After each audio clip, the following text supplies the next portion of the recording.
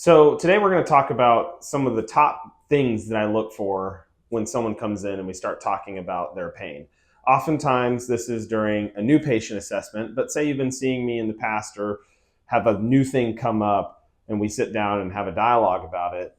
The top three things that I might talk to you about and try to uncover is there a pattern to your pain? So oftentimes, let's just take the low back, for example.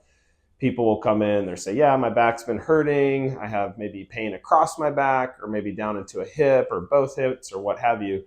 And then they report that they have pain bending over to do some chores or pick up weights in the gym, maybe bending over the crib to put their infant down into it. But they repeat kind of like a pattern of bending type pain. Or maybe they have pain while they're sitting for a while. And when they transition from sitting to standing up, especially when they demonstrate it to me, you can see that there is this bent forward posture. So oftentimes with mechanically based pain, we're going to see a pattern, whether it's with a back, a knee, a shoulder, or what have you. Oftentimes when it's mechanically based, we're going to see a pattern. And so when I have that dialogue, I'm trying to get a kind of broad scope of what your day looks like, because sometimes it's very obvious what the pattern is, and that's going to inform how we go about treating it. Other things that can be going on is it a systemic problem? So, we have people that come in to see me, they do battle autoimmune things. We have to be aware of rheumatism or psoriatic arthritis. And occasionally people will come in and it'll be lots of joints that hurt. And we want to be respectful of those things because at that point, if they haven't had labs and we don't know that we have those problems, we've got some work to do. But if you do have labs and you know that you have an autoimmune condition, we also have work to do on all the lifestyle factors. And some people have come in and they're really far down in that rabbit hole, and others are just starting their journey.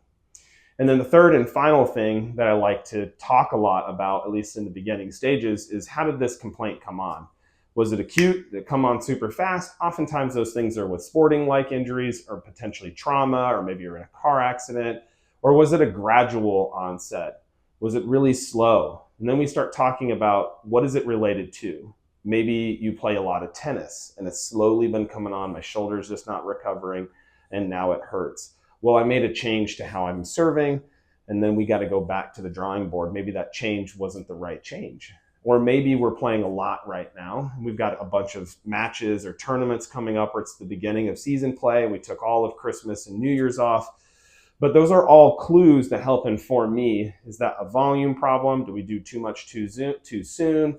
And that helps kind of make some decisions on how we go about treating it, but then how I go about handling your case and kind of coaching you through it.